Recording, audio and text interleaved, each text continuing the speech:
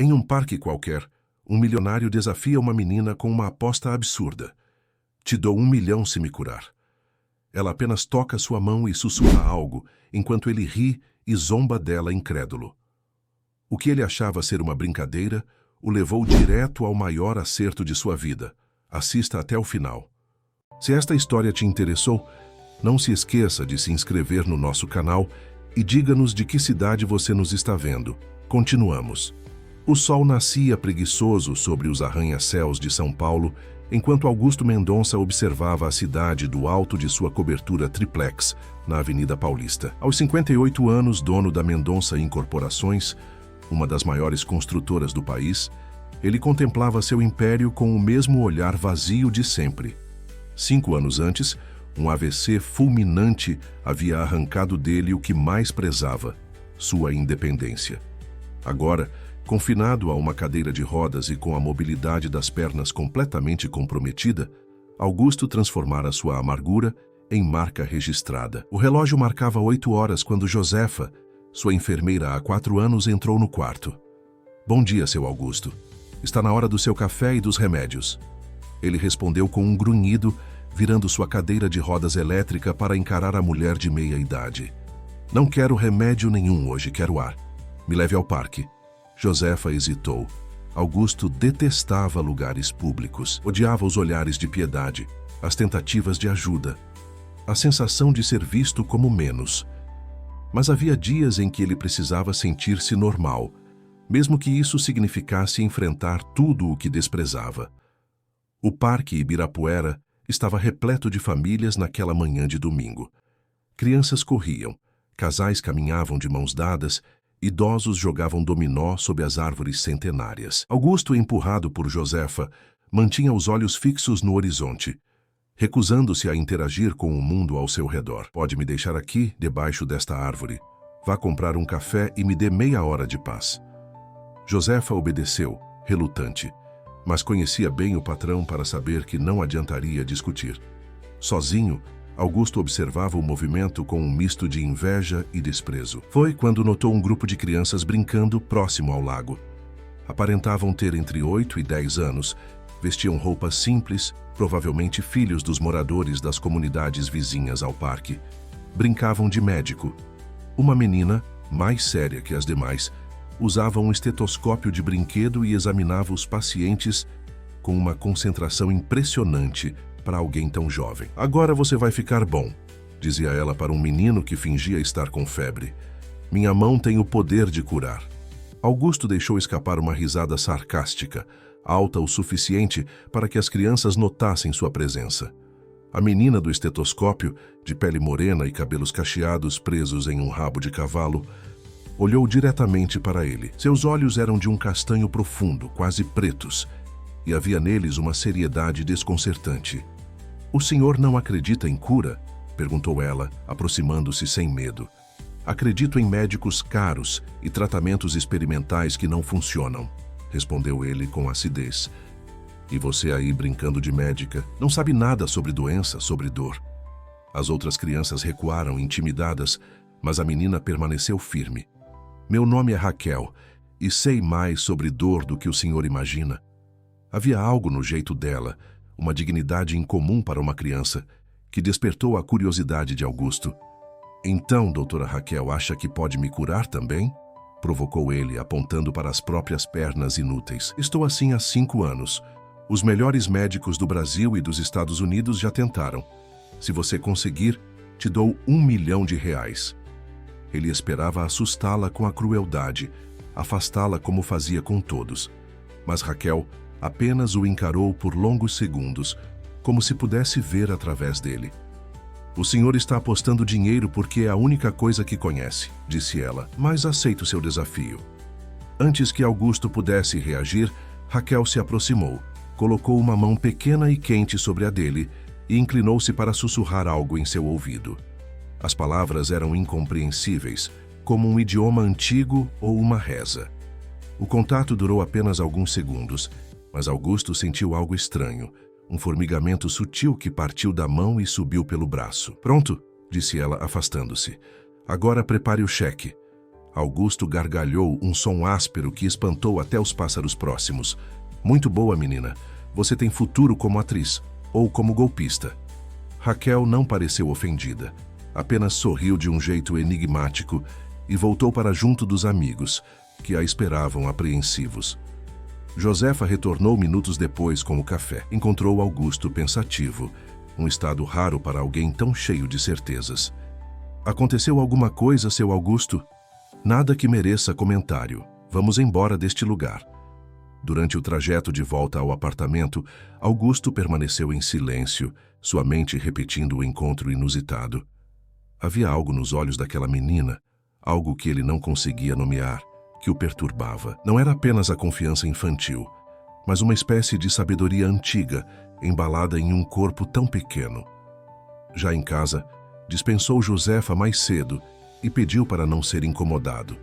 Tomou seus remédios, comeu sem apetite e se recolheu ao quarto ainda no início da noite. Deitado na cama adaptada, cara e inútil como tantos equipamentos que comprara nos últimos anos, ele adormeceu pensando na menina do parque e em seu toque quente. Foi acordado de madrugada por uma sensação estranha nas pernas, um formigamento intenso, doloroso. Acendeu o abajur, assustado. Era a primeira vez em 5 anos que sentia algo abaixo da cintura. O formigamento deu lugar a espasmos. Suas pernas se moviam sem controle. Que diabos está acontecendo? Murmurou para si mesmo, o coração disparado. Com esforço, apoiou-se na cabeceira da cama e tentou o impossível, ficar de pé. Para seu completo espanto, suas pernas responderam. Trêmulas, fracas, mas responderam. Augusto deu um passo, depois outro, segurando-se nos móveis. Caiu no terceiro passo, mas não sentiu dor. Apenas uma euforia absurda. Arrastou-se até o telefone e ligou para Dr. Ricardo, seu neurologista. Preciso que venha aqui agora. É urgente. 2 horas depois, Dr. Ricardo examinava as pernas de Augusto com uma expressão de incredulidade. Isso é extraordinário. Não há explicação médica para o que estou vendo. Seus nervos estão respondendo. A sensibilidade, os músculos estão reagindo. É como se o dano neurológico estivesse se revertendo. Como isso é possível? Augusto perguntou, ainda incapaz de acreditar. Não sei. Existem casos raríssimos de regeneração espontânea, mas nunca vi nada assim em toda a minha carreira. Precisamos fazer exames, muitos exames. Mas Augusto sabia. Em algum lugar dentro dele, uma certeza absurda se formava. Tinha sido a menina do parque, Raquel. Seu toque, suas palavras incompreensíveis. Você não vai acreditar. Ele começou a contar ao médico, mas logo se deteve. Como explicar o inexplicável? Como admitir que uma criança havia feito em segundos o que equipes médicas não conseguiram em anos? O que não vou acreditar, Augusto? Nada. Apenas me ajude a entender o que está acontecendo comigo. Enquanto o médico fazia anotações e ligava para colegas, Augusto olhava pela janela para o céu escuro de São Paulo. Em algum lugar daquela cidade imensa, uma menina chamada Raquel dormia, sem saber que havia virado o mundo de um homem de cabeça para baixo. Prepara o cheque, ele murmurou, repetindo as palavras dela, e pela primeira vez em 5 anos, Augusto Mendonça sorriu um sorriso genuíno.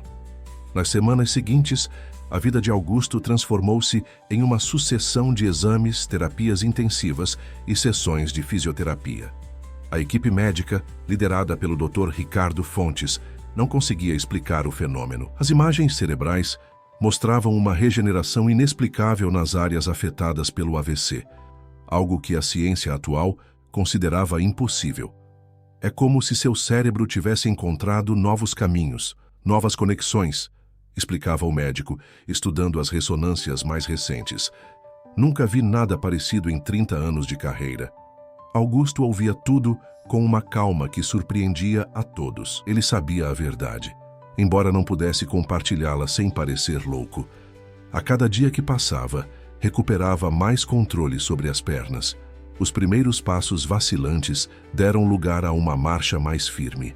Ainda precisava de apoio, de uma bengala, mas a cadeira de rodas já estava encostada em um canto do quarto. É um milagre, dizia Josefa, a enfermeira, com lágrimas nos olhos. milagre. A palavra ecoava na mente de Augusto, desafiando tudo o que ele sempre acreditou. Pragmático e cético, construíra seu império sobre a crença absoluta no tangível, no mensurável. Deus, destino, milagres. Tudo isso eram muletas para os fracos, pensava ele.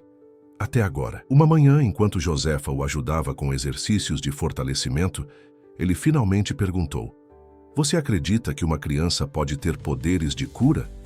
Josefa, mulher simples do interior de Minas Gerais, respondeu sem hesitar: "Acredito que existem pessoas especiais neste mundo, seu Augusto.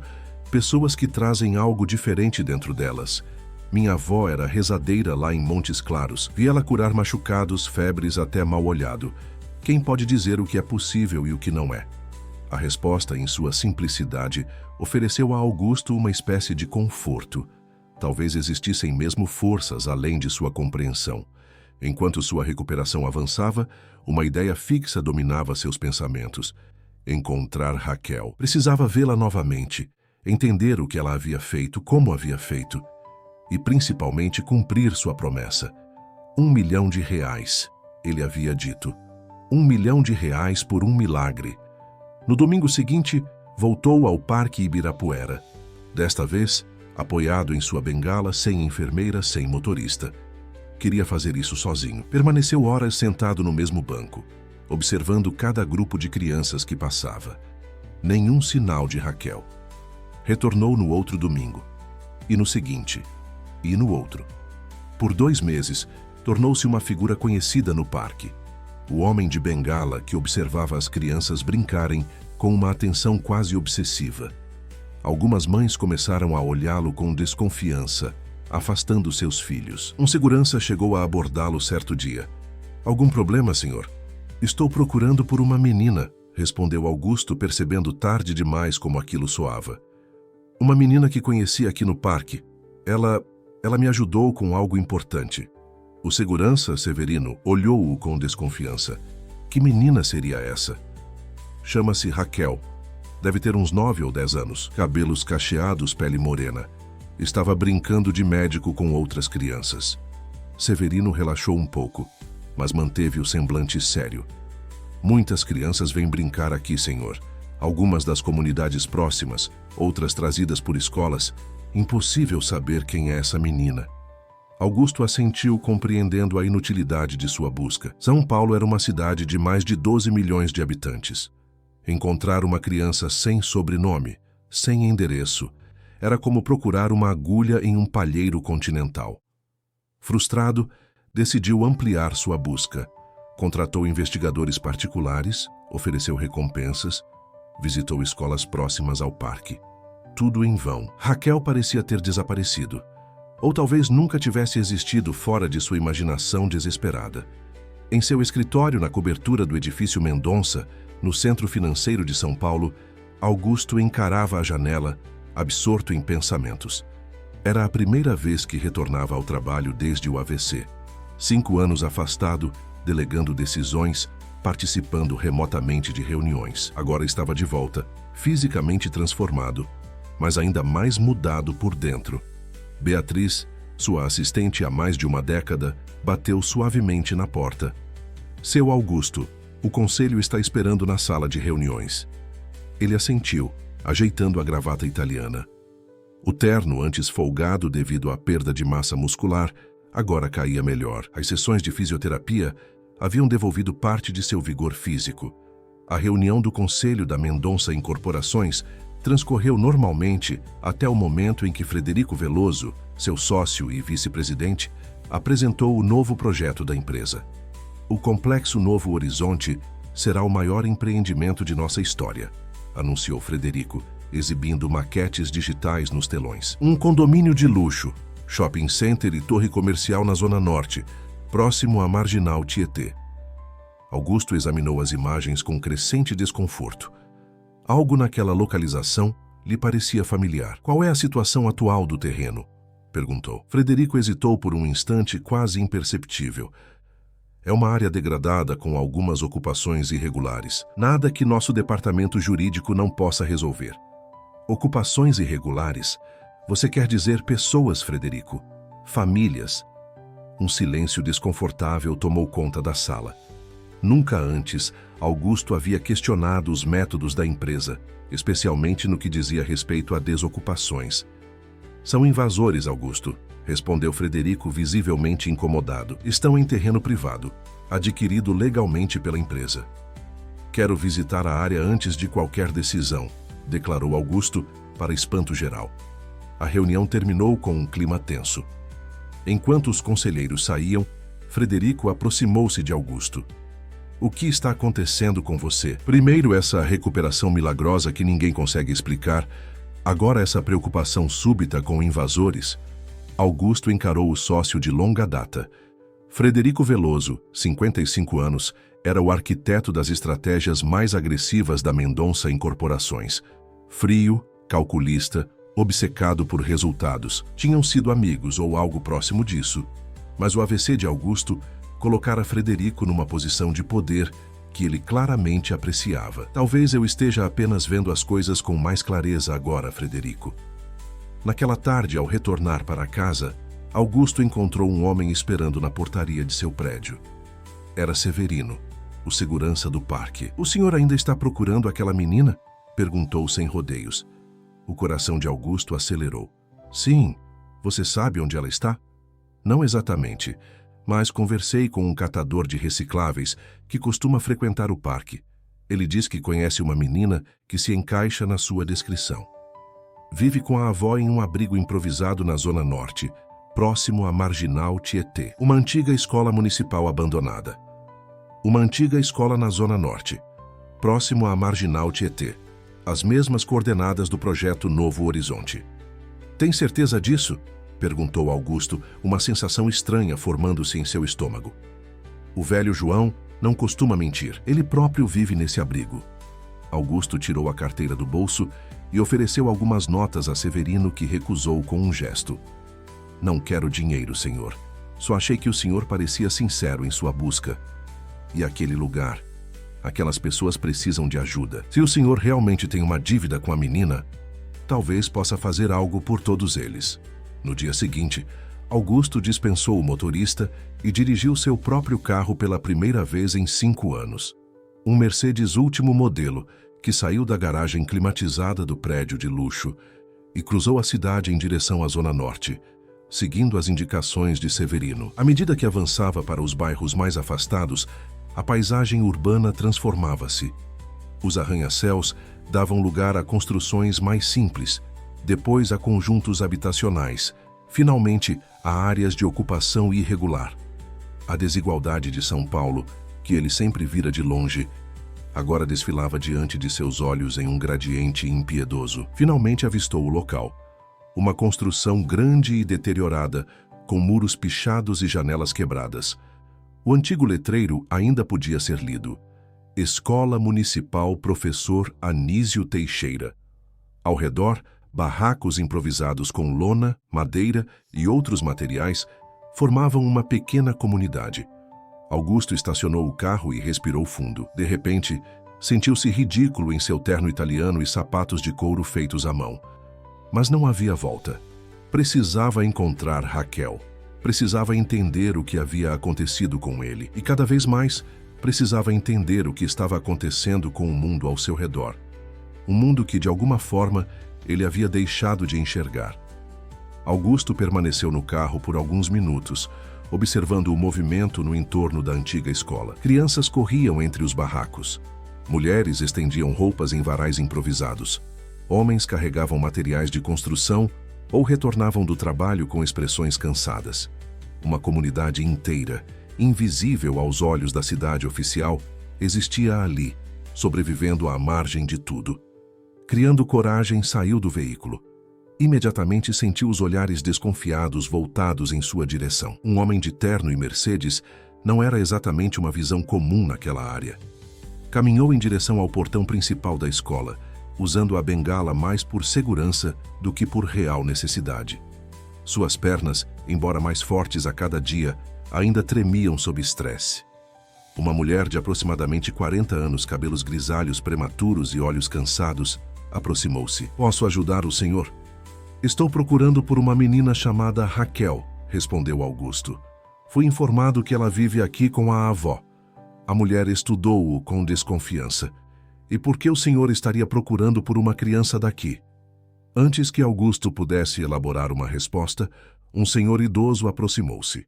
Magro, pele curtida pelo sol, olhos pequenos e atentos. Carregava um saco com latinhas amassadas nas costas. Esse é o homem do parque, disse ele para a mulher. Aquele que eu falei que estava procurando a menina da dona Jurema. Augusto reconheceu-o imediatamente. Você deve ser o João. Severino do parque me falou sobre você. O velho catador assentiu, soltando o saco de latinhas no chão. Posso levar o senhor até elas, se quiser, mas tem que deixar claro suas intenções. Aqui a gente protege os nossos. A firmeza nas palavras do idoso, apesar de sua aparência frágil, impressionou Augusto. Raquel fez algo por mim, algo que não consigo explicar. Vim agradecer e cumprir uma promessa que fiz a ela. João e a mulher trocaram olhares, como se avaliassem a sinceridade de suas palavras. Tudo bem, disse finalmente o catador. Venha comigo. Atravessaram o pátio da antiga escola, agora transformado em uma espécie de praça central da comunidade. Havia hortas em canteiros improvisados, um varal comunitário, até mesmo uma pequena feira onde alguns moradores vendiam produtos artesanais e alimentos. Apesar da precariedade, havia organização e dignidade naquele espaço. João conduziu Augusto até uma das salas de aula do andar térreo, transformada em moradia. Bateu na porta de madeira descascada. Dona Jurema, tem alguém aqui querendo falar com a senhora e com a Raquel. A porta se abriu, revelando uma senhora de aproximadamente 70 anos. Baixa, cabelos brancos presos em um coque simples, rosto marcado por rugas profundas, mas com olhos vivos e penetrantes. Usava um vestido simples e um avental. Quem é você? Perguntou diretamente a Augusto, ignorando as apresentações. Algo naquela mulher, em seu olhar direto e firme, lembrou-lhe imediatamente Raquel. A mesma dignidade, a mesma força interior. Meu nome é Augusto Mendonça. Conheci sua neta no Parque Ibirapuera há algumas semanas. Ela me ajudou de uma forma que não consigo explicar. Os olhos de Dona Jurema se estreitaram. A Raquel não está. Foi para a aula de reforço na igreja. Mas eu já ouvi falar do senhor, o homem da cadeira de rodas que agora anda com bengala. Augusto sentiu um arrepio percorrer sua espinha. Como sabe disso? Minha neta conta tudo para mim. Disse que encontrou um homem triste no parque. Um homem que não acreditava em nada além do dinheiro. Disse que tocou a mão dele e rezou uma oração antiga. Dona Jurema fez uma pausa, avaliando-o. E, pelo visto, funcionou. O empresário não soube o que responder. A forma direta como aquela senhora falava sobre algo tão inexplicável o desconcertava. Pode entrar, disse ela finalmente abrindo mais a porta. Mas limpe os pés primeiro. Não tenho empregada para limpar a sujeira dos outros. O interior da sala-apartamento era surpreendentemente organizado e limpo. Um espaço único, dividido por cortinas em áreas de dormir, cozinhar e estar. Móveis simples, muitos claramente recuperados do lixo e restaurados com habilidade. Nas paredes, desenhos infantis e algumas fotografias antigas em porta-retratos improvisados. Sente-se, indicou Dona Jurema, apontando para uma cadeira de madeira junto a uma pequena mesa. Quer um café? Acabei de passar. A normalidade da oferta em contraste com a situação surreal fez Augusto sorrir. Aceito, obrigado. Enquanto a senhora servia o café em uma xícara de louça com bordas lascadas, Augusto observou melhor o ambiente. Em um canto, uma estante com livros chamou sua atenção. Não eram poucos e pareciam bem cuidados, apesar de usados. A senhora gosta de ler, comentou. Fui professora por 40 anos, respondeu Dona Jurema, sentando-se à sua frente. Língua portuguesa e literatura. Aposentei com um salário que mal dá para os remédios. Quando o aluguel subiu pela terceira vez em 2 anos, não tive escolha além de vir para cá. Havia dignidade em sua voz, não autopiedade. Augusto sentiu uma pontada de vergonha ao pensar em seu apartamento de 500 metros quadrados, onde vivia sozinho. E Raquel, os pais dela? Minha filha Isabel partiu quando Raquel tinha 3 anos. Acidente de carro. O pai nunca apareceu para assumir a responsabilidade. Crio minha neta sozinha desde então. Augusto notou que ela evitou usar a palavra morte, substituindo-a por partida. Um eufemismo tocante. Sinto muito, disse ele, sem saber o que mais acrescentar. Todo mundo sente. Não muda nada. Dona Jurema tomou um gole de café. Agora me diga, o que exatamente o senhor quer com minha neta? A pergunta direta trouxe Augusto de volta à realidade de sua visita. Eu fiz uma promessa a ela. Disse que se ela me curasse, eu daria a ela R$1 milhão. E ela me curou. Dona Jurema riu. Um som surpreendentemente musical. Aí o senhor realmente acha que uma criança de 10 anos quer R$1 milhão? Ou que eu permitiria que ela aceitasse? Augusto sentiu-se subitamente tolo. Claro que sua proposta soava absurda quando dita em voz alta naquele contexto. Eu só quero agradecer, de alguma forma. O que aconteceu comigo é inexplicável. Os médicos não entendem. Eu estava condenado a passar o resto da vida em uma cadeira de rodas e agora... Agora o senhor anda com uma bengala cara e dirige um carro que custa mais do que todos nós aqui juntos ganharíamos em uma vida inteira, completou Dona Jurema sem hostilidade, apenas constatando um fato. Antes que Augusto pudesse responder, a porta se abriu e Raquel entrou, carregando uma mochila escolar surrada. Ela parou ao ver o visitante, seus olhos arregalando-se em reconhecimento. Você veio, disse simplesmente. Augusto levantou-se, apoiando-se na bengala. Sim, eu vim. Por um momento, ficaram apenas se olhando. A menina sorriu, um sorriso genuíno que iluminou seu rosto. Você conseguiu andar. Graças a você. Raquel balançou a cabeça. Não fui eu, foi você quem acreditou que era possível. Havia uma sabedoria naquelas palavras que transcendia a idade da menina. Augusto sentiu lágrimas inesperadas formando-se em seus olhos. Eu trouxe isso, disse ele, tirando do bolso interno do paletó um envelope. É um cheque de R$1 milhão, como prometi. Raquel olhou para o envelope, depois para a avó, que observava a cena em silêncio. Não quero dinheiro para mim, disse a menina finalmente. Mas se você quer ajudar, ajude todos que estão aqui. Augusto olhou ao redor, para a sala limpa, mas precária, pensando em todas as outras famílias vivendo em condições semelhantes ou piores naquele lugar. Pensou no projeto Novo Horizonte, que planejava demolir tudo aquilo para construir mais um condomínio de luxo. Sentiu uma vergonha profunda se apoderar dele. Como posso ajudar? Perguntou a voz quase um sussurro. Raquel aproximou-se e pegou sua mão, como fizera no parque. Desta vez, não houve palavras sussurradas, apenas o contato simples e humano. Venha, quero te mostrar nossa comunidade. Nas horas seguintes, Augusto conheceu a ocupação Anísio Teixeira, como os moradores chamavam o local. Guiado por Raquel e Dona Jurema, visitou famílias, ouviu histórias, viu de perto a realidade daquelas pessoas, trabalhadores, estudantes, idosos, crianças, todos lutando para manter a dignidade em meio à precariedade.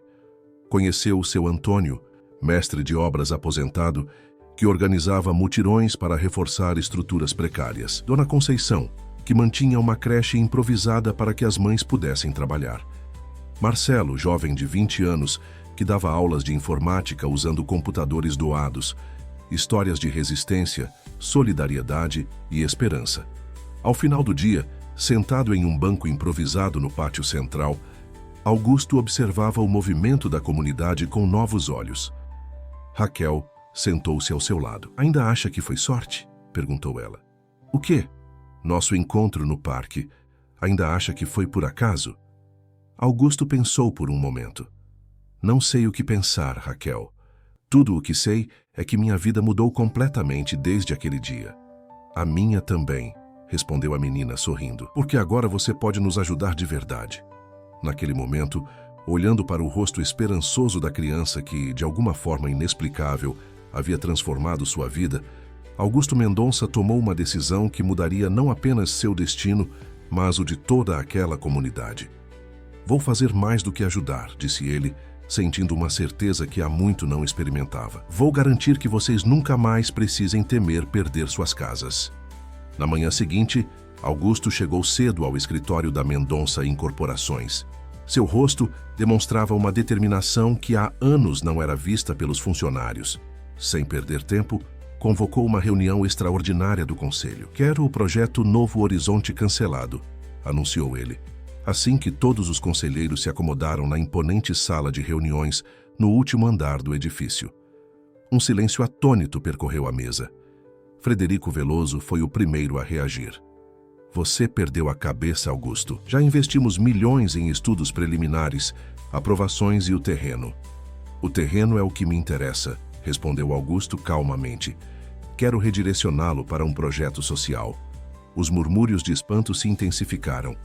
Augusto Mendonça, conhecido por sua frieza nos negócios e foco implacável no lucro, falando em projeto social. Algo estava muito errado. "Social?", repetiu Frederico, como se a palavra fosse estrangeira. "Desde quando a Mendonça Incorporações faz caridade, Augusto?" "Não é caridade, Frederico. É responsabilidade." Augusto abriu uma pasta e distribuiu documentos pela mesa. "Estive ontem na área do projeto. Há uma comunidade inteira vivendo ali em uma escola abandonada e nos arredores. Famílias, crianças, idosos, pessoas com histórias com dignidade." "Invasores", cortou Frederico. "Pessoas que ocuparam ilegalmente uma propriedade que agora é nossa. O departamento jurídico já está cuidando da reintegração de posse." Augusto bateu a mão na mesa com força surpreendente. Não vamos despejar ninguém. Vamos ajudá-los a permanecer com dignidade." A tensão na sala era palpável. Os outros conselheiros observavam o embate entre os dois sócios majoritários com desconforto evidente. "Augusto", interveio Carlos Drummond, o diretor financeiro, "sei que sua recuperação foi surpreendente e talvez isso tenha provocado alguma mudança de perspectiva. Mas precisamos ser racionais. A empresa tem compromissos com acionistas, com o mercado. O projeto Novo Horizonte representa um retorno estimado de 300 milhões em 5 anos. "E quanto custa a dignidade humana, Carlos?", perguntou Augusto, sem hostilidade, genuinamente curioso. "Quanto vale uma comunidade inteira?" Ninguém soube responder. Augusto continuou. "Tenho uma proposta concreta. Vamos transformar o projeto. Em vez de um condomínio de luxo, construiremos um complexo habitacional de interesse social, mantendo a escola existente e reformando-a. Criaremos um centro comunitário, áreas de lazer, espaços para capacitação profissional." Frederico riu, um som seco e sem humor. "E quem vai pagar por essa utopia, Augusto?" "Os acionistas? Eu pagarei." A resposta veio firme. "Vou usar meu capital pessoal para cobrir a diferença de rentabilidade. Continua sendo um projeto lucrativo, apenas com margens menores. E o impacto social será imenso." A reunião durou horas. Argumentos técnicos, financeiros e jurídicos foram levantados. Augusto tinha respostas para todos. Estava preparado, determinado. Ao final, conseguiu a aprovação da maioria do conselho para a reformulação do projeto, agora rebatizado como Comunidade Anísio Teixeira. Apenas Frederico permaneceu irredutível em sua oposição. "Você vai se arrepender disso", disse ele a Augusto quando estavam a sós após a reunião. "Essa maluquice vai destruir tudo o que construímos." "Ou talvez construa algo que nunca imaginamos ser possível", respondeu Augusto sereno. Nas semanas seguintes, Augusto dividiu seu tempo entre o escritório e a comunidade. Na empresa, trabalhava com arquitetos e engenheiros na reformulação completa do projeto. Na ocupação, passou a conviver diariamente com os moradores, ouvindo suas necessidades e incorporando-as ao planejamento. Levava alimentos, materiais escolares, roupas, organizou atendimentos médicos voluntários, oficinas profissionalizantes, reforço escolar. Aos poucos, sua presença deixou de causar estranheza. O homem do terno tornou-se simplesmente seu Augusto, uma figura respeitada e querida por todos. Em uma tarde particularmente quente, ele ajudava a descarregar doações de uma van quando notou Dona Jurema observando-o de longe, um olhar enigmático em seu rosto enrugado. "A senhora não parece convencida", comentou ele, aproximando-se após terminar a tarefa. "Ainda estou tentando entender sua transformação", respondeu ela, direta como sempre. "Homens como você não mudam da noite para o dia. nem mesmo depois de um milagre. Augusto sorriu. Havia aprendido a apreciar a franqueza daquela mulher. Talvez eu estivesse apenas esperando alguém que me mostrasse outro caminho. Dona Jurema estudou-o por alguns segundos. Venha comigo, quero lhe mostrar algo. Ela o conduziu até sua pequena habitação e, de uma caixa cuidadosamente guardada, retirou um recorte de jornal amarelado. Entregou-o a Augusto. Era uma matéria de capa do caderno de economia de um grande jornal, datada de 8 anos atrás. A manchete anunciava: Mendonça Incorporações adquire terrenos para maior empreendimento da Zona Norte. Na foto, Augusto aparecia sorridente ao lado de outros empresários e políticos, segurando uma maquete. Esse projeto foi construído sobre os escombros da Vila Esperança, disse Dona Jurema, apontando para a imagem. 400 famílias foram despejadas numa manhã de chuva. Eu era uma delas. Perdi a casa onde criei minha filha, onde comecei a criar minha neta. Augusto sentiu o sangue gelar em suas veias. Lembrava-se vagamente daquele projeto, um dos muitos que sua empresa havia realizado ao longo dos anos. Nunca estivera pessoalmente envolvido nos detalhes ou nas desocupações. Isso era trabalho para o departamento jurídico, para a equipe de Frederico. Eu não sabia, começou ele, a voz falhando. Claro que não sabia, interrompeu Dona Jurema sem rancor na voz, apenas uma constatação. Homens como você nunca sabem. Assinam papéis, aprovam projetos, celebram lucros, mas nunca veem os rostos, nunca ouvem os choros, nunca sentem o desespero. Augusto sentiu o peso daquelas palavras como um golpe físico. O recorte tremia em suas mãos. Eu sinto muito, profundamente. Não quero seu arrependimento, Augusto. Quero sua consciência. Agora você sabe, e precisa ver o que causou. Aquela frase tão simples e tão devastadora ecoou dentro dele como um sino. Agora você sabe, e precisa ver o que causou. Naquele momento, algo se quebrou e se reconstruiu simultaneamente dentro de Augusto Mendonça. A vergonha deu lugar a uma certeza absoluta. Não estava ali apenas para ajudar. Estava para reparar, para reconstruir, para devolver o que ele e outros como ele haviam tirado.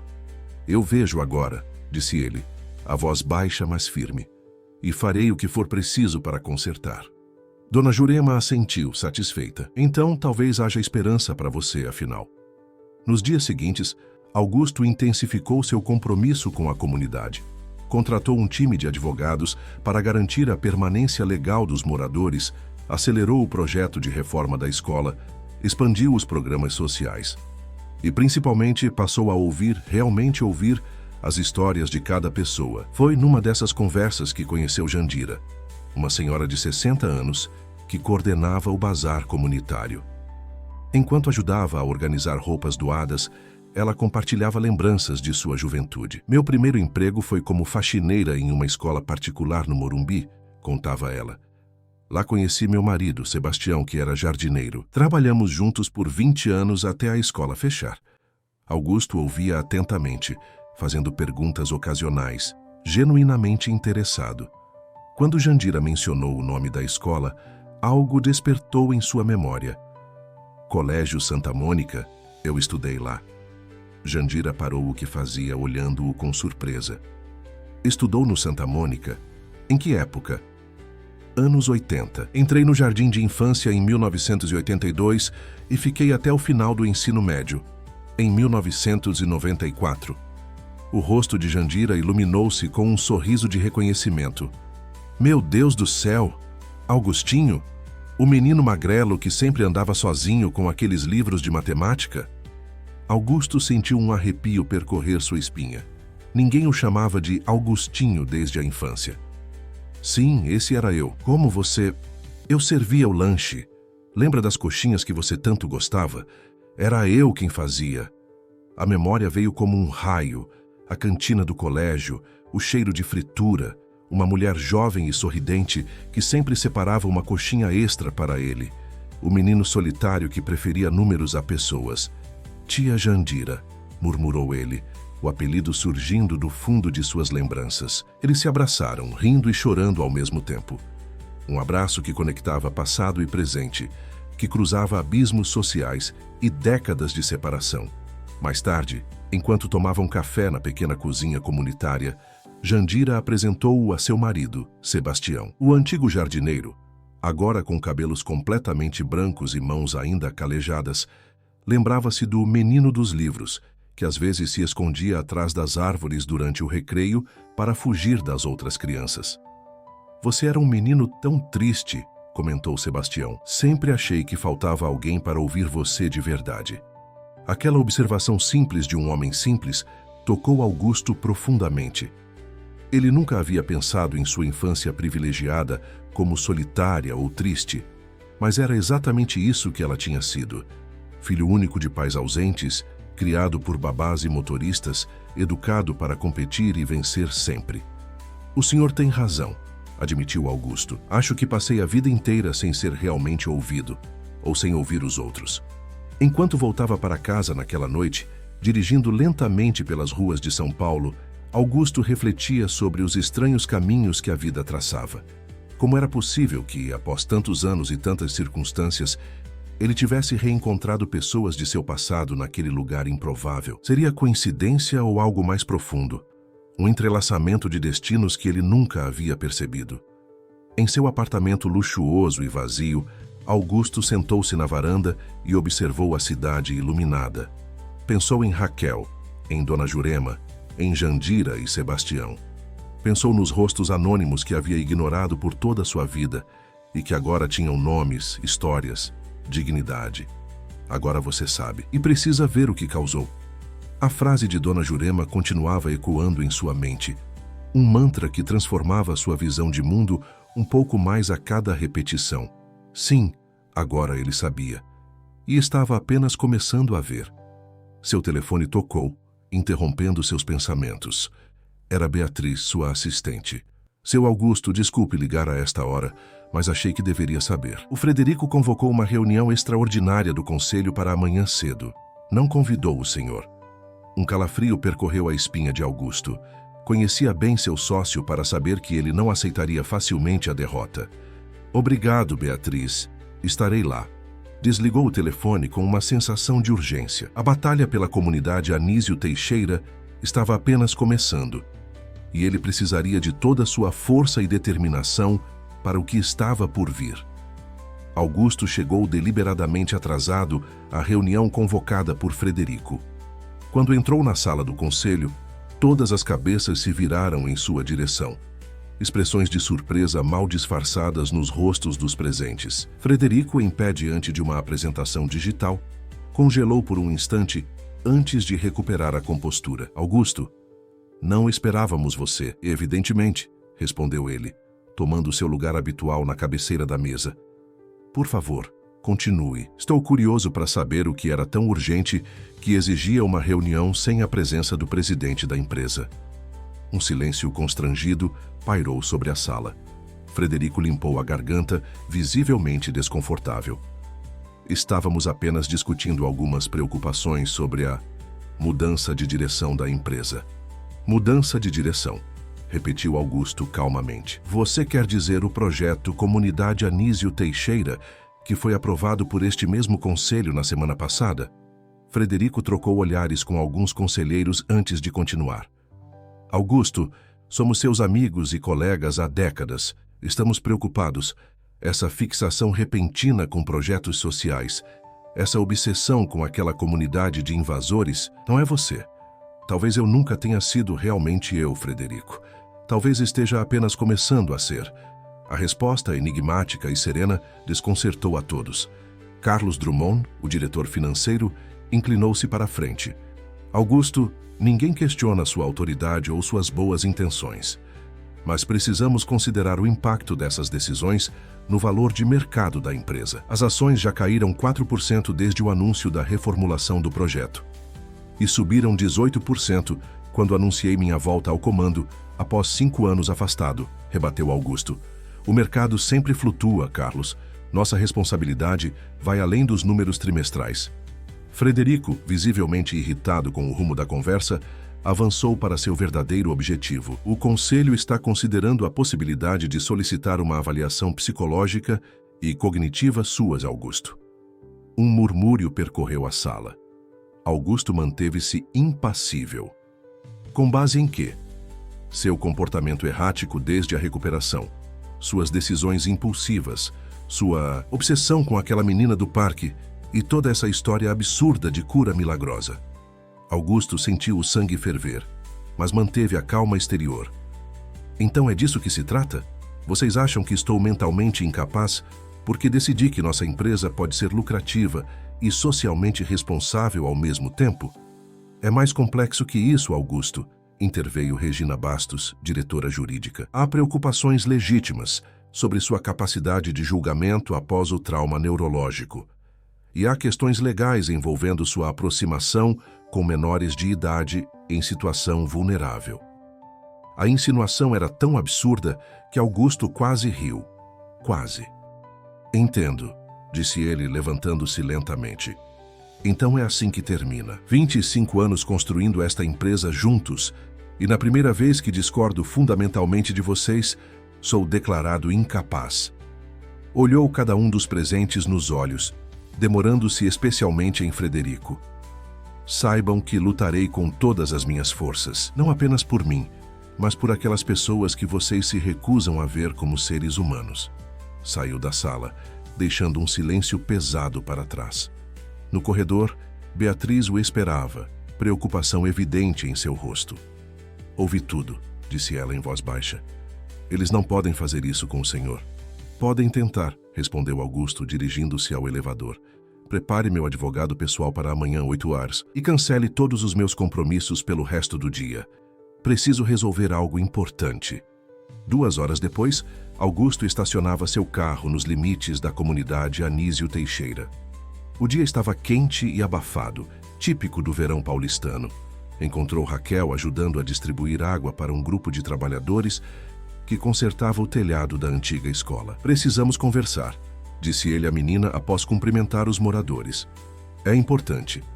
Raquel assentiu com a seriedade que a caracterizava. Chamou uma amiga para substituí-la na distribuição de água e conduziu Augusto até um banco sob uma árvore no pátio central. Você está preocupado, observou ela, estudando seu rosto. É por causa do seu sócio? Augusto não se surpreendeu com a percepção da garota. Em poucas semanas, havia aprendido que Raquel enxergava além do que os outros viam. Sim, ele está tentando me afastar da empresa, interromper o projeto aqui. Por quê? A pergunta simples o fez refletir. Por que realmente? Seria apenas ambição, interesse financeiro, ou havia algo mais profundo? Acho que ele tem medo, respondeu finalmente. Medo de mudança, medo de perceber que existe outra forma de fazer as coisas. E talvez, hesitou, uma nova compreensão surgindo. Talvez medo de ter que olhar para si mesmo e para o que causou, como eu tive que fazer. Raquel assentiu como se a resposta fizesse perfeito sentido para ela. E o que você vai fazer? Lutar. Não vou permitir que destruam o que começamos aqui. A menina sorriu, um sorriso de aprovação que aqueceu o coração de Augusto. Minha avó sempre diz que a verdadeira força não está em nunca cair, mas em levantar-se a cada queda. Naquele momento, Dona Jurema aproximou-se, o rosto marcado por uma palidez incomum. Caminhava com dificuldade, apoiando-se em uma bengala improvisada. Vovó! Raquel correu até ela preocupada. Você deveria estar descansando. Bobagem. Tenho coisas para fazer, respondeu a idosa, mas sua voz soava fraca e sua respiração estava visivelmente alterada. Augusto levantou-se, alarmado com o estado da senhora. Dona Jurema, a senhora não parece bem. Estou ótima, respondeu ela teimosa, mas no instante seguinte, suas pernas fraquejaram e ela teria caído se Augusto não a tivesse amparado.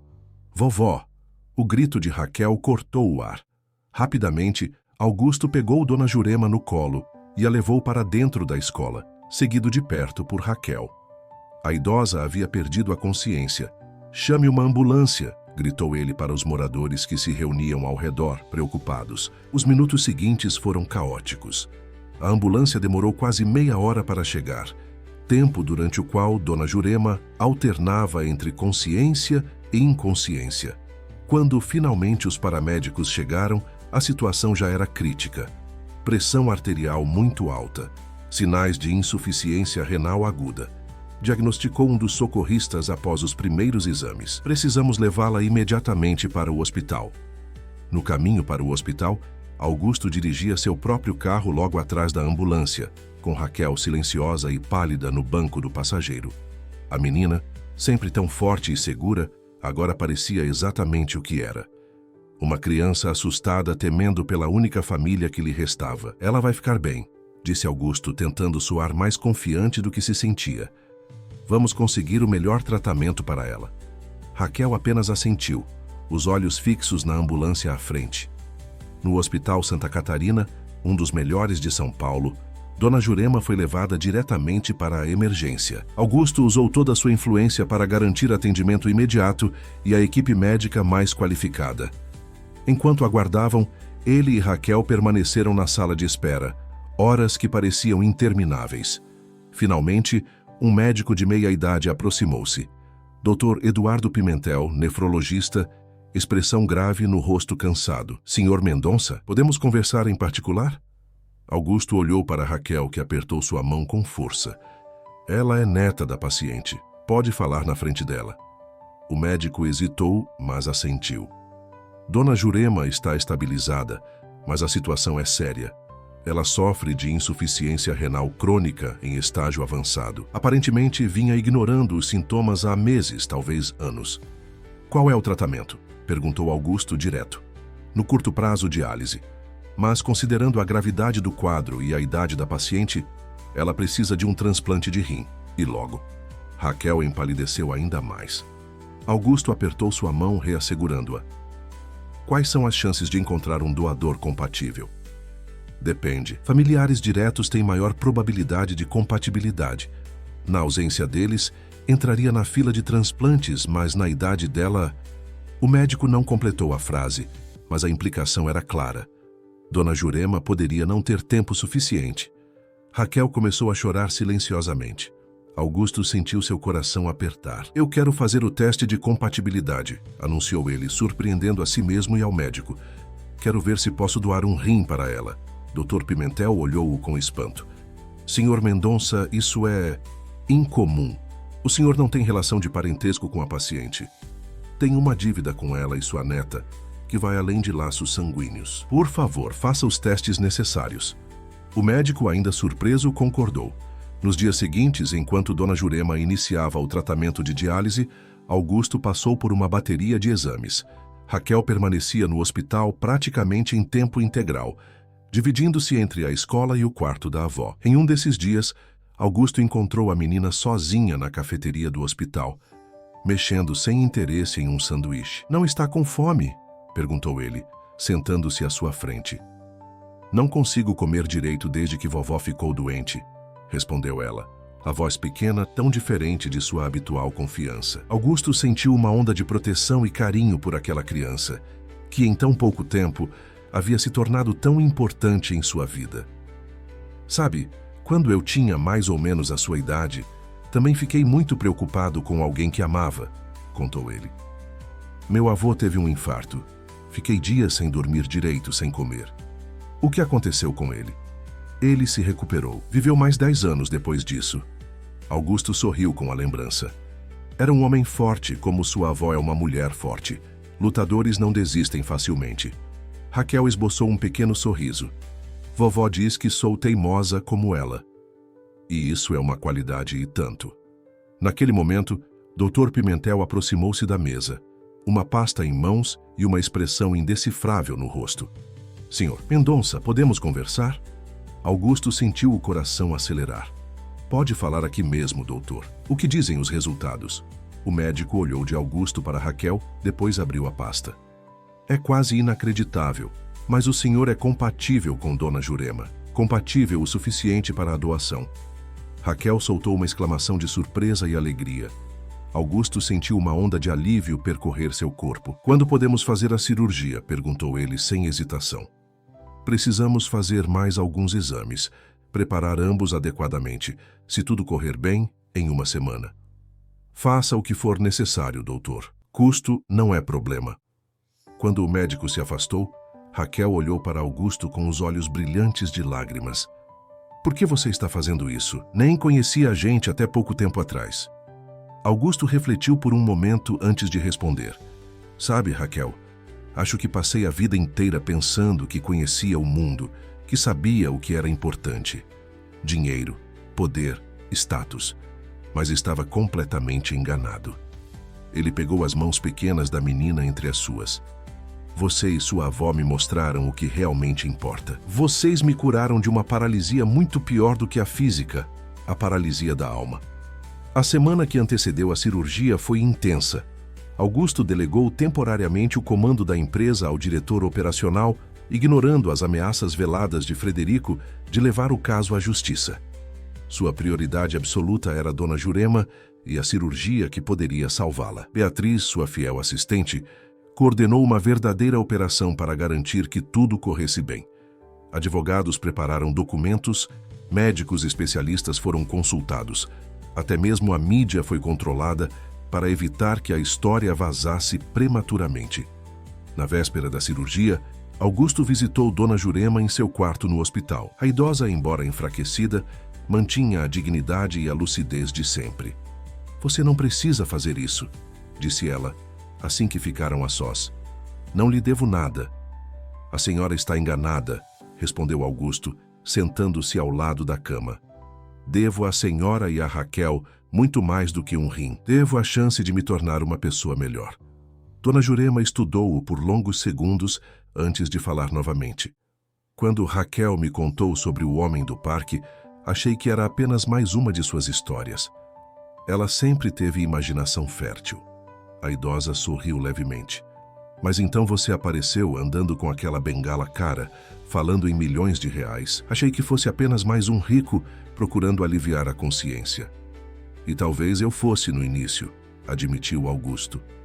Mas não é mais, completou Dona Jurema. Não uma pergunta, mas uma constatação. Algo mudou em você, Augusto Mendonça. Algo profundo. A senhora e Raquel mudaram tudo.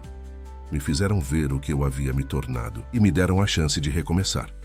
Dona Jurema estendeu a mão enrugada e tocou o rosto de Augusto, um gesto surpreendentemente maternal. Então, talvez, esse seja o verdadeiro milagre, não é? Não suas pernas voltando a andar, mas seu coração voltando a sentir. Na manhã seguinte, às 6 horas, Augusto foi preparado para a cirurgia. A última pessoa que viu antes da anestesia foi Raquel, os olhos cheios de uma mistura de medo e gratidão. Vou cuidar de vocês dois, prometeu ela, segurando sua mão. Vou curar vocês, como fiz no parque. Augusto sorriu, sentindo a inconsciência se aproximando. Você já nos curou, Raquel, você já nos curou. A cirurgia durou 6 horas. Quando Augusto finalmente despertou da anestesia, a noite já havia caído sobre São Paulo. A primeira pessoa que viu foi Beatriz, sua assistente, que aguardava pacientemente ao lado do leito. Bem-vindo de volta, disse ela, com um sorriso cansado. Tudo correu bem. O rim está funcionando perfeitamente em Dona Jurema. Augusto tentou falar, mas sua garganta estava seca demais. Beatriz ofereceu-lhe água com um canudinho. Raquel? Conseguiu perguntar após alguns goles. Está com a avó. Aquela menina é incrível. Não saiu um minuto do lado dela. Beatriz fez uma pausa, hesitante. Tem mais uma coisa que você precisa saber. A história vazou para a imprensa. Está em todos os jornais. Magnata da construção doa rim para moradora de ocupação. Augusto fechou os olhos. Não queria publicidade. Não queria que seu gesto fosse interpretado como caridade ostensiva, ou pior, como uma estratégia de marketing. Quem vazou? Não sabemos ao certo. Mas o Frederico está dando entrevistas, pintando você como mentalmente instável. Diz que você está sendo manipulado pela comunidade, que estão explorando sua condição pós-AVC. A dor da incisão cirúrgica pareceu intensificar-se com a notícia. Augusto respirou fundo, tentando manter a calma. Ele não vai desistir facilmente, vai? Não, confirmou Beatriz. Já entrou com um pedido de interdição judicial e está tentando convocar uma assembleia extraordinária de acionistas para destituí-lo da presidência. Augusto assentiu lentamente. Havia previsto algo assim, mas esperava ter mais tempo antes que a situação escalasse. Quero meus advogados aqui amanhã cedo e preciso de um telefone. O médico disse que você precisa descansar, Augusto. Acaba de passar por uma cirurgia séria. Isso não pode esperar, Beatriz. Frederico não está apenas tentando me derrubar. Ele quer destruir a comunidade Anísio Teixeira, tudo o que começamos lá. Relutante, Beatriz entregou-lhe o celular. Augusto fez algumas ligações breves, dando instruções precisas a seus aliados na empresa e a seus advogados pessoais. Quando terminou, estava exausto, mas determinado. Nos 3 dias seguintes, mesmo confinado ao leito do hospital, Augusto coordenou sua defesa. Seu advogado pessoal, Dr. Maurício Cardoso, mantinha-o informado sobre cada movimento de Frederico. A batalha legal estava apenas começando, mas o Tribunal da Opinião Pública já mostrava resultados surpreendentes. A história do empresário que doou um rim para salvar a avó de uma menina de comunidade carente havia tocado o coração dos brasileiros. Jornalistas investigavam o passado da Mendonça Incorporações e descobriam um histórico de desocupações controversas, destacando a recente mudança de postura de Augusto como uma redenção inspiradora. No 4º dia após a cirurgia, já se sentindo mais forte, Augusto recebeu uma visita inesperada. Seu filho, Lucas Mendonça, 32 anos, entrou hesitante no quarto. Eles não se viam pessoalmente há quase 2 anos, desde o divórcio conturbado de Augusto com Marina, mãe de Lucas. "Oi, pai", disse o jovem, visivelmente desconfortável. "Soube o que aconteceu, achei que deveria vir." Augusto sentiu uma onda de emoção ao ver o filho. Lucas tinha seus traços, mas o temperamento tranquilo da mãe. Formado em arquitetura, havia optado por não trabalhar na empresa da família, preferindo seguir carreira acadêmica. "Fico feliz que tenha vindo", respondeu Augusto, indicando a cadeira ao lado da cama. "Como está sua mãe?" "Bem, preocupada com você, na verdade. Todos estamos." Um silêncio constrangido estabeleceu-se entre eles. Havia tanto a dizer, tantos anos de distanciamento para superar. "Por que você fez isso, pai? Doar um rim para uma estranha?" A pergunta direta, sem julgamento, apenas genuína curiosidade, pegou Augusto de surpresa. "Ela não é uma estranha", respondeu após um momento de reflexão. "Dona Jurema, ela representa algo que passei a vida inteira ignorando. E a neta dela, Raquel, ela... Como explicar? Ela me ajudou quando eu mais precisava, de uma forma que não consigo explicar racionalmente." Lucas assentiu lentamente, como se tentasse compreender. "O Frederico veio falar comigo", revelou ele. "Queria que eu me juntasse a ele contra você na empresa. Disse que você enlouqueceu, que está jogando fora o legado da família." Augusto sentiu uma pontada de traição, embora não estivesse realmente surpreso. Frederico sempre fora estratégico. "E o que você disse a ele?" "Que ele estava falando com o homem errado." Lucas sorriu levemente. "Nunca me interessei pelo legado da família, como você sabe, mas também disse que se precisar de mim para lutar ao seu lado, estou aqui." A oferta inesperada tocou Augusto profundamente. Lágrimas que ele nem sabia que estava segurando escaparam de seus olhos. "Obrigado, filho. Isso significa muito para mim." Naquele momento, uma batida suave na porta interrompeu a conversa. Raquel entrou carregando um pequeno buquê de flores simples. "Posso entrar?" perguntou timidamente, um comportamento incomum para ela. "Claro", respondeu Augusto sorrindo. "Raquel, este é meu filho, Lucas. Lucas, esta é Raquel, a menina especial de quem lhe falei." Os dois se cumprimentaram, estudando-se mutuamente com curiosidade. "Como está sua avó?" perguntou Augusto. O rosto de Raquel iluminou-se com um sorriso. "Muito melhor. Os médicos disseram que o rim está funcionando perfeitamente e que ela poderá ter alta em alguns dias." A menina aproximou-se da cama, colocando as flores sobre a mesa de cabeceira. "Ela mandou isso para você. São do nosso pequeno jardim na escola." Augusto tocou as flores simples com mais emoção do que já sentira ao receber os presentes mais caros. "Diga a ela que agradeço muito." Raquel estudou seu rosto por um momento, a seriedade habitual retornando.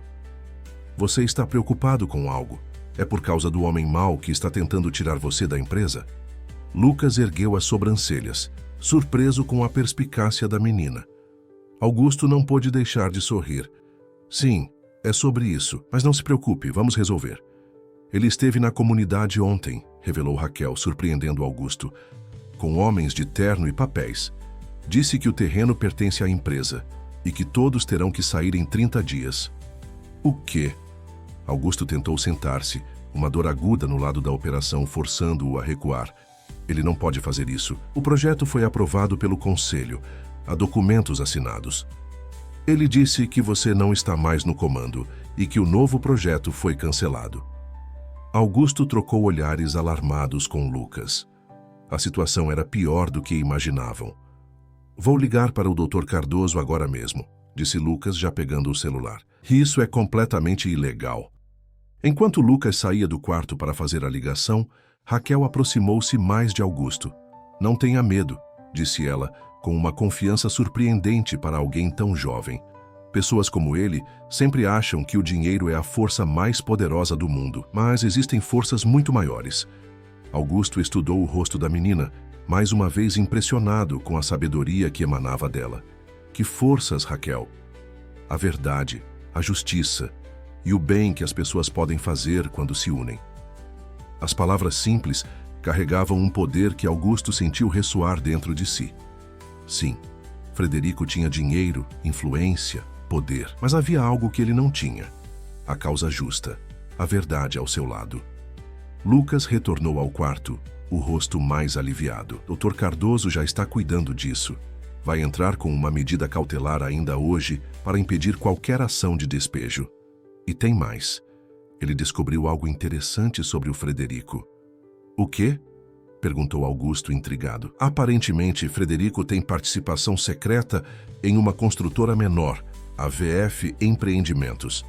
E adivinha quem está negociando para comprar o terreno da comunidade Anísio Teixeira, caso o projeto seja cancelado? A VF, concluiu Augusto, as peças se encaixando.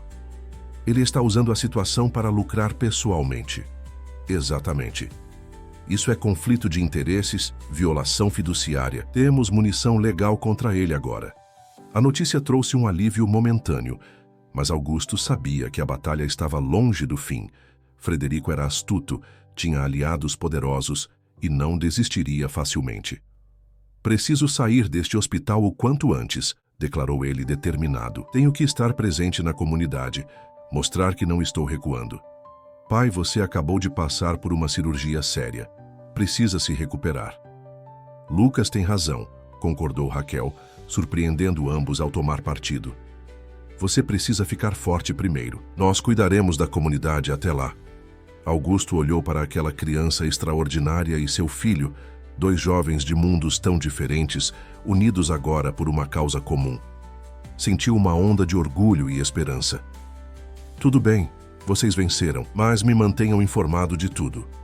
Nos dias seguintes, enquanto Augusto se recuperava no hospital, uma aliança improvável formou-se em torno da comunidade Anísio Teixeira.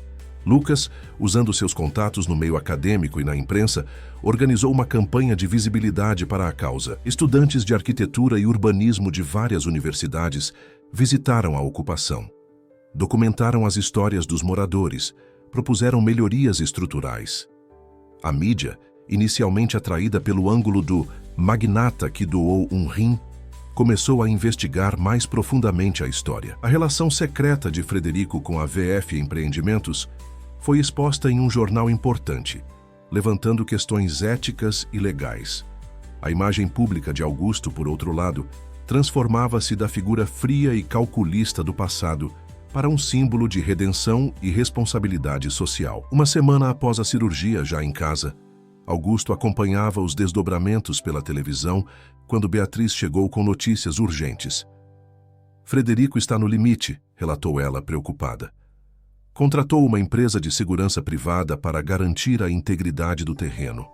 Estão ameaçando entrar na ocupação à força amanhã cedo. O coração de Augusto acelerou. Isso é loucura. A medida cautelar proíbe qualquer ação até o julgamento do mérito. Ele está desesperado, Augusto. Sabe que está perdendo no tribunal da opinião pública e que as evidências contra ele estão se acumulando. Augusto levantou-se com dificuldade, ainda sentindo dor da cirurgia. Preciso estar lá agora. Você não pode se estressar assim. O médico foi claro quanto... Não é negociável, Beatriz. Aquelas pessoas confiaram em mim. Não vou abandoná-las no momento crítico. Uma hora depois, contrariando todas as recomendações médicas, Augusto chegava à comunidade Anísio Teixeira. O clima era de tensão evidente. Moradores formavam grupos agitados, discutindo estratégias de resistência. Jornalistas e estudantes universitários circulavam documentando tudo. Ao redor do perímetro da ocupação, homens uniformizados de uma empresa de segurança privada montavam guarda, alguns ostensivamente armados com cacetetes. Lucas correu ao encontro do pai assim que o viu chegar. Pai, você não deveria estar aqui. Sua recuperação? Onde está Frederico? Interrompeu Augusto determinado.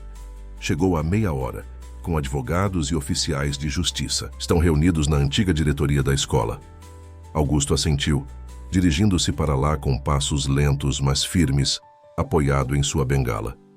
Lucas e Beatriz seguiram-no, trocando olhares preocupados. Na sala que um dia fora a diretoria da escola, Frederico comandava o que parecia ser uma reunião estratégica. Ao ver Augusto entrar, seu rosto registrou primeiro surpresa, depois desdém. Olha só quem decidiu aparecer, o grande herói social direto da cama do hospital. O sarcasmo em sua voz era cortante. Veio assistir ao fim do seu pequeno projeto filantrópico? Augusto manteve a calma, estudando os presentes na sala. Além de Frederico, havia 2 advogados da empresa, um oficial de justiça parecendo desconfortável e o que parecia ser o chefe da equipe de segurança. Frederico, você sabe que existe uma medida cautelar impedindo qualquer ação contra a comunidade até o julgamento do mérito. Uma medida obtida por você ilegalmente usando sua influência pessoal, rebateu Frederico. Tenho aqui uma contra-ordem judicial autorizando a reintegração de posse imediata. Ele agitou um documento, um sorriso presunçoso no rosto. Augusto reconheceu a tática. Pressão psicológica, intimidação, blefe jurídico. Era um jogo que ele próprio havia jogado muitas vezes no passado. Posso ver este documento? Pediu calmamente. Frederico hesitou por um instante, mas entregou os papéis. Augusto examinou-os cuidadosamente enquanto Lucas olhava por cima de seu ombro. Isso não é uma contra-ordem, declarou Lucas. É apenas uma petição preliminar, sem assinatura de juiz, sem efeito legal. O oficial de justiça, até então silencioso, manifestou-se. É verdade. Estou aqui apenas para verificar a situação e relatar ao juiz. Não há ordem de reintegração de posse válida no momento. O rosto de Frederico contorceu-se em raiva mal contida. Vocês não entendem? Estão todos sendo manipulados. Augusto enlouqueceu depois daquele AVC. Está sendo usado por essa gente, por essa menina que diz ter poderes de cura. Ele riu, um som desprovido de humor. Poderes de cura, no século XXI, e vocês acreditam nessa história absurda? Não existe milagre algum, continuou ele, elevando a voz.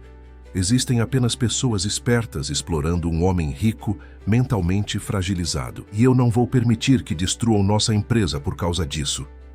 Um silêncio pesado seguiu-se à explosão. Augusto encarou o sócio de longa data, vendo-o realmente pela primeira vez.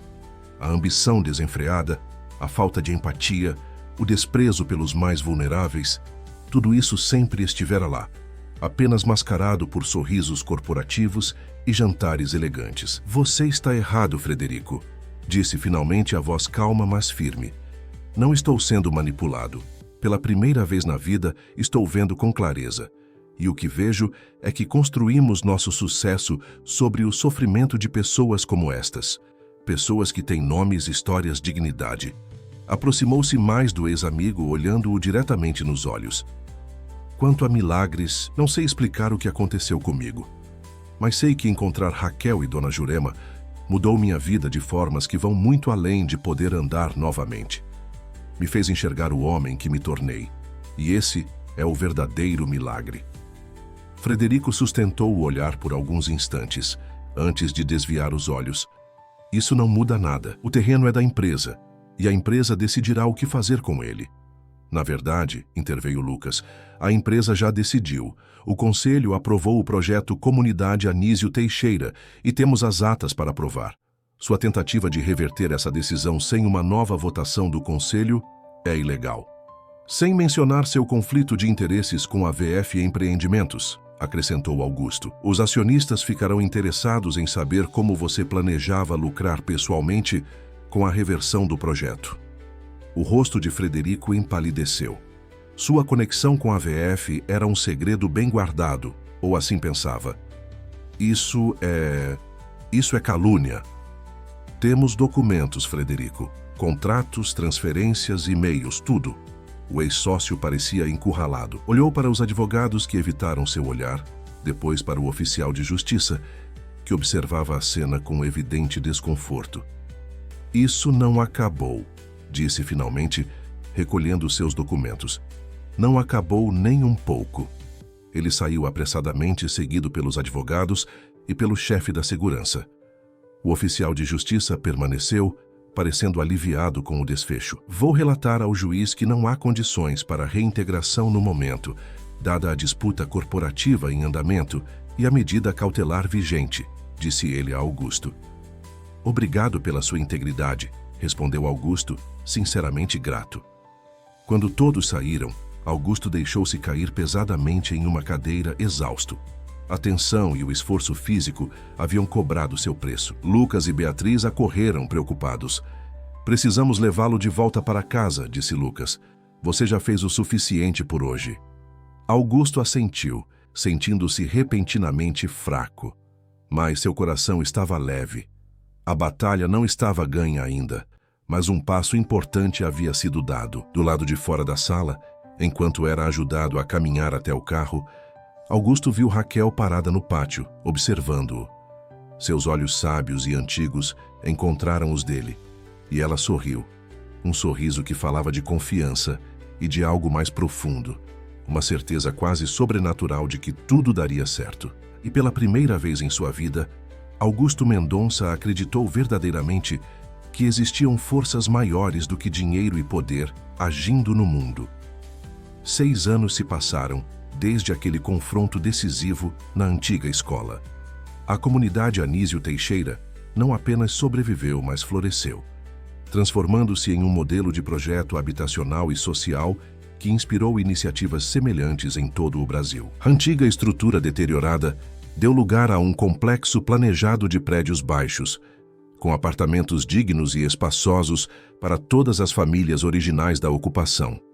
A escola foi completamente reformada e reaberta como Instituto Educacional Jurema Alves, oferecendo desde educação infantil até cursos técnicos para jovens e adultos. O pátio central tornou-se uma praça arborizada, com horta comunitária, playground e espaço para eventos culturais. Augusto Mendonça, aos 64 anos, caminhava pelo instituto em uma tarde ensolarada de domingo. Usava roupas simples, calça de linho, camisa de algodão, sapatos confortáveis. A bengala continuava presente, mais por hábito do que por necessidade real. Seus cabelos, agora completamente grisalhos, e algumas rugas a mais, não diminuíam sua energia ou determinação. A transformação na comunidade Anísio Teixeira havia sido apenas o começo de uma mudança muito maior. Após a tentativa fracassada de Frederico de tomar o controle da empresa, Augusto implementou uma reestruturação completa na Mendonça Incorporações. A empresa não apenas sobreviveu, mas se reinventou como líder em projetos habitacionais de interesse social e empreendimentos com responsabilidade ambiental. Frederico Veloso, por outro lado, enfrentou consequências severas por suas ações. As evidências de conflito de interesses e tentativa de manipulação do valor das ações levaram a processos administrativos e judiciais. Ele acabou deixando a empresa e o país, estabelecendo-se em Portugal, onde mantinha um perfil discreto desde então. Enquanto caminhava pelos corredores do Instituto, Augusto observava com satisfação o movimento. Era dia de feira de ciências, e estudantes de todas as idades apresentavam seus projetos com entusiasmo. Professores, pais e visitantes circulavam entre as mesas, criando uma atmosfera vibrante de aprendizado e comunidade. Seu Augusto, uma voz familiar o chamou. Era seu Antônio, o antigo mestre de obras, agora instrutor de construção civil no Instituto. Com seus 70 anos bem vividos, mantinha o mesmo entusiasmo de sempre. Veio ver os projetos dos meninos? Não perderia por nada, respondeu Augusto sorrindo. Ouvi dizer que temos futuros engenheiros e arquitetos aqui. E como?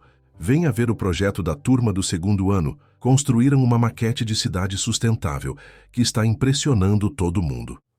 Augusto seguiu o amigo até um dos estandes, onde um grupo de adolescentes explicava animadamente seu projeto para um pequeno público. A maquete era impressionante. Uma cidade em miniatura com sistemas de captação de água de chuva, painéis solares, áreas verdes integradas e soluções criativas para a mobilidade urbana. Incrível, comentou Augusto genuinamente admirado. Vocês pensaram em tudo. Uma das adolescentes, de aproximadamente 16 anos, sorriu ao reconhecê-lo. Foi inspirado no que o senhor fez aqui, seu Augusto, mostrando que é possível construir pensando nas pessoas e no planeta ao mesmo tempo.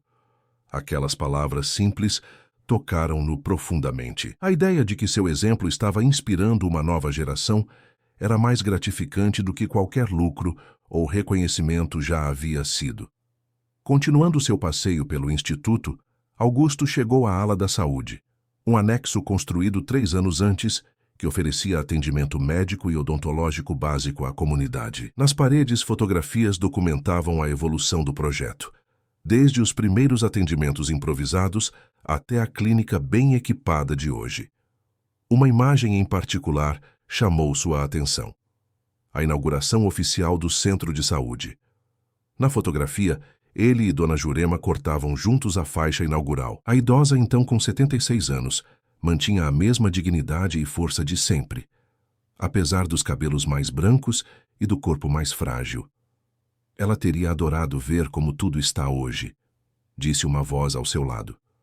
Augusto virou-se e encontrou Raquel, agora uma jovem mulher de 16 anos. Alta, com os mesmos olhos profundos e sérios, vestia um jaleco branco sobre roupas casuais. Estava participando da feira como monitora na área de saúde. Sua avó estaria muito orgulhosa, respondeu ele, sentindo a emoção apertar sua garganta. Dona Jurema havia partido pacificamente durante o sono 2 anos antes, aos 78 anos. O rim doado por Augusto funcionou perfeitamente até o fim, dando-lhe 6 anos de vida plena e ativa, tempo suficiente para ver sua comunidade transformada e sua neta crescer forte e determinada. Ela está vendo, disse Raquel, com a mesma convicção tranquila que sempre a caracterizou. De alguma forma, ela está vendo tudo isso. Caminharam juntos até o jardim central, um espaço sereno com bancos sob árvores frondosas.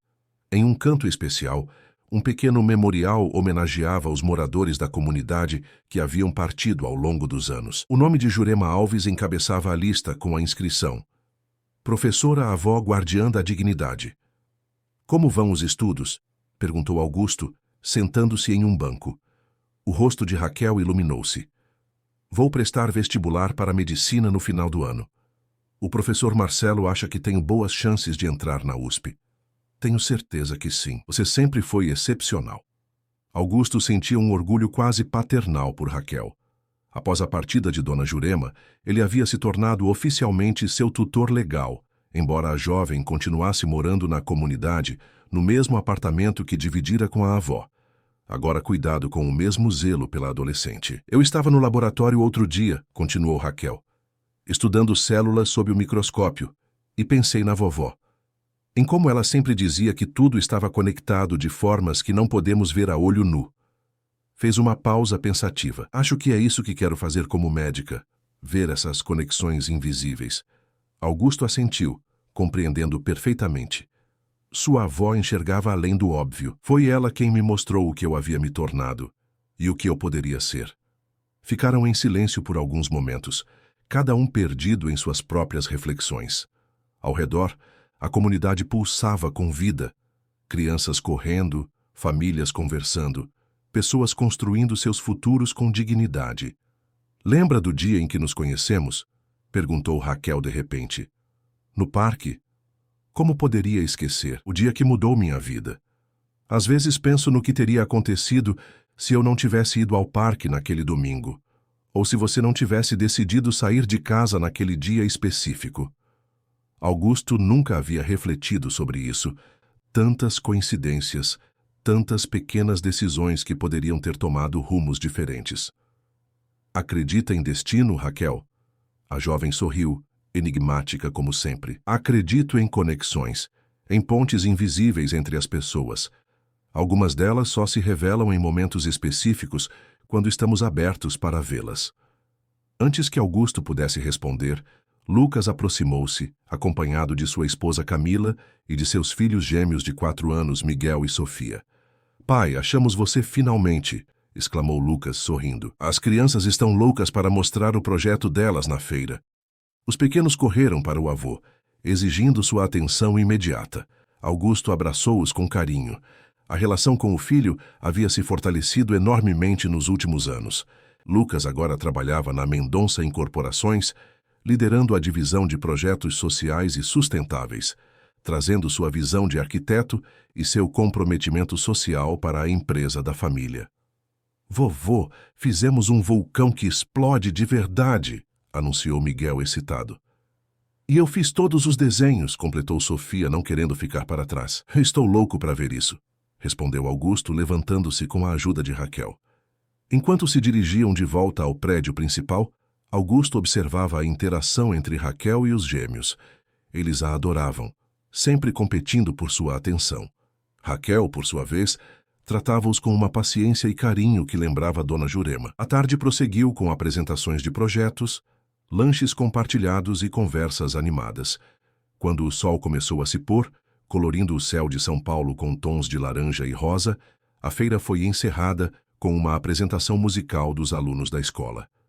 No palco improvisado, um grupo de adolescentes cantava uma canção sobre esperança e recomeços. Entre eles, Augusto reconheceu muitos rostos. Filhos e netos dos primeiros moradores da ocupação. Crianças que haviam crescido vendo sua comunidade transformar-se. Jovens que agora sonhavam com futuros que antes pareciam impossíveis. De pé, ao lado de Lucas e Raquel, Augusto sentiu uma profunda sensação de plenitude. O caminho não havia sido fácil.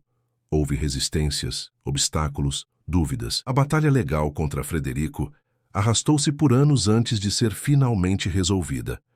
Houve momentos em que o projeto quase fracassou por falta de recursos ou apoio político. Mas em cada momento crítico, algo inesperado acontecia. Um novo aliado surgia, uma solução criativa era encontrada. Uma porta se abria quando todas pareciam fechadas, como se uma força invisível estivesse guiando os acontecimentos. Quando a apresentação terminou, sob aplausos entusiasmados, Raquel tocou suavemente o braço de Augusto. "Tenho algo para lhe mostrar", disse ela. "Algo que nunca mostrei a ninguém." Intrigado, Augusto a seguiu até o prédio residencial. No apartamento que havia sido de Dona Jurema, agora cuidadosamente mantido por Raquel, a jovem abriu uma gaveta e retirou um caderno antigo, de capa desgastada. "Era da minha avó", explicou ela, folheando as páginas amareladas. Ela anotava histórias, pensamentos, sonhos. Depois que ela partiu, continuei o caderno. Parou em uma página específica e entregou-o a Augusto. Era uma lista intitulada "Curas que ainda não aconteceram". Nela, dezenas de nomes, seguidos por breves descrições. Senhor João, solidão após perder a esposa. Dona Maria, medo de recomeçar. Família Silva, desalento por perder a casa. Senhor Augusto, coração endurecido pela vida. Augusto sentiu um nó na garganta ao ver seu próprio nome na lista. A data ao lado indicava o dia anterior ao seu encontro com Raquel no parque. "Como?" começou ele sem conseguir completar a pergunta. "Vovó tinha sonhos", explicou Raquel simplesmente. "Sonhos que mostravam pessoas precisando de ajuda. Ela me ensinou a ouvir esses sonhos. Na noite anterior ao nosso encontro, sonhei com um homem em uma cadeira de rodas. Um homem com muito poder, mas sem alegria. Vovó disse que devíamos estar atentas, que talvez pudéssemos ajudá-lo." Augusto olhou para o caderno, depois para Raquel, uma onda de compreensão o invadindo. "Então não foi coincidência? Você estava me procurando naquele dia no parque?" Raquel sorriu, aquele sorriso enigmático que lembrava tanto sua avó. "Digamos que estávamos destinados a nos encontrar. Eu só ajudei o destino um pouquinho." Augusto fechou o caderno profundamente tocado. "E o toque?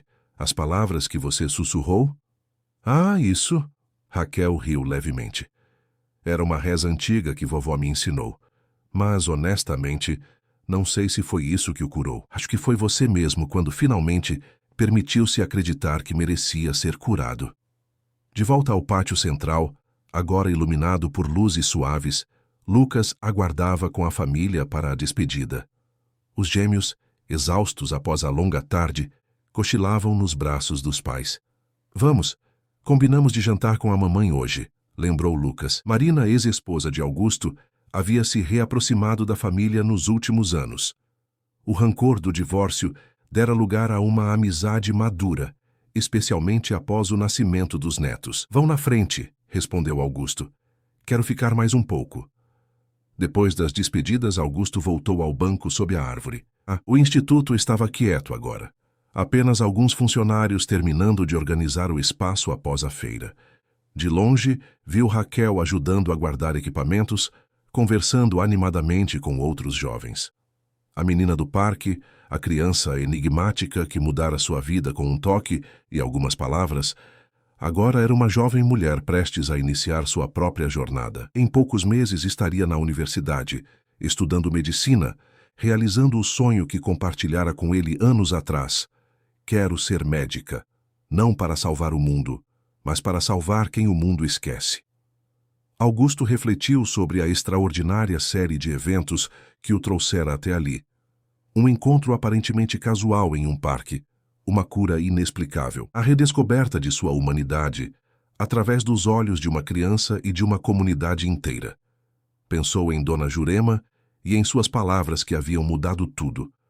Agora você sabe, e precisa ver o que causou. Sim, ele tinha visto. E mais importante, tinha agido. O homem que vivera para acumular agora vivia para construir, não apenas prédios, mas pontes. Pontes entre pessoas, entre classes sociais, entre o passado e o futuro. Raquel avistou-o sentado sozinho e aproximou-se. Está ficando tarde, disse ela. Quer que eu chame um carro para você? Augusto sorriu, balançando a cabeça. Não ainda. Estou aproveitando o momento. A jovem sentou-se ao seu lado, observando o céu noturno que começava a revelar suas primeiras estrelas, raras de se ver na poluída São Paulo, mas visíveis daquele ângulo privilegiado. Sabe, Raquel, disse Augusto após um momento de silêncio contemplativo, passei a vida inteira buscando o extraordinário. Mais dinheiro, mais poder, mais reconhecimento. E foi só quando parei de buscar que encontrei o verdadeiro milagre. E qual foi? Perguntou ela, embora seus olhos sábios sugerissem que já sabia a resposta. Perceber que o extraordinário está no comum, nas pessoas comuns, nos gestos comuns, no dia a dia que construímos juntos. Ele fez uma pausa procurando as palavras certas. O verdadeiro milagre não foi voltar a andar. Foi aprender a ver o que sempre esteve diante dos meus olhos. Raquel sorriu, aquele sorriso que iluminava não apenas seu rosto, mas algo dentro das pessoas ao seu redor. Não sou mais uma menina, disse ela, repetindo sem saber as palavras que a premissa original havia previsto. Mas você sempre será o homem que me ensinou que a verdadeira transformação começa dentro de nós. Augusto sentiu lágrimas nos olhos. Estendeu a mão, que Raquel tomou entre as suas. Um eco daquele primeiro toque no parque, há tantos anos. Prepara o cheque, brincou ela, repetindo a frase que havia dito naquele dia distante. Ambos riram, um riso leve e puro que se espalhou pelo pátio silencioso, subindo em direção às estrelas, como uma prece de gratidão pelo milagre das conexões humanas que transformam vidas de formas que o dinheiro jamais poderia comprar.